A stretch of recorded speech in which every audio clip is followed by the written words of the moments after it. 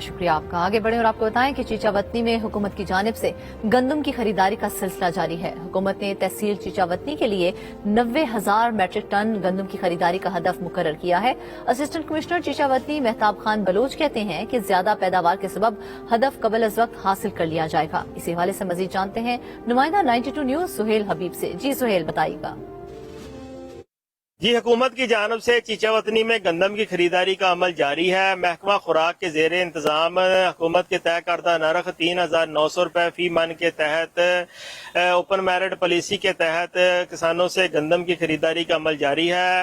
حکومت کی جانب سے تحصیل چیچاوتنی کو اس سال 2023 کے لیے 90,000 میٹرک ٹن گندم کی خریداری کا ہدف ملا، جس کے بعد محکمہ خوراک کی جانب سے تحصیل بارے میں گندم کی 12 خریداری مراکز قائم کیے، جہاں پر کسانوں کو باردانہ دے کر ان سے گندم خریدی جا رہی ہے اور ان کو گندم کے واجبات اور دیگر ڈلیوری چارجز کی ادائیگی بھی کی جا رہی ہے۔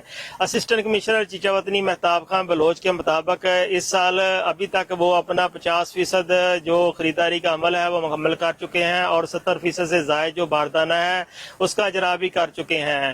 ان کا یہی کہنا ہے کہ کسانوں کو چاہیے کہ وہ قریبی اپنے سینٹر پر جائیں اور باردانہ لے کر اپنی گندم کو فروخت کر لیں۔ اس کے علاوہ جو محکمہ خوراک کے افیشلز ہیں وہ اسپیشل برانچ کے ساتھ مل کر گندم کے ذخیرہ اندوزوں کے خلاف کارروائیاں بھی کر رہے ہیں اور بہت ساری گندم قبضہ میں لی ہے اور بہت سارے افراد کے خلاف مقدمات بھی درج کروائے ہیں۔ جی ٹھیک ہے سہیل، بہت شکریہ آپ کا۔ خبریں اور بھی ہیں۔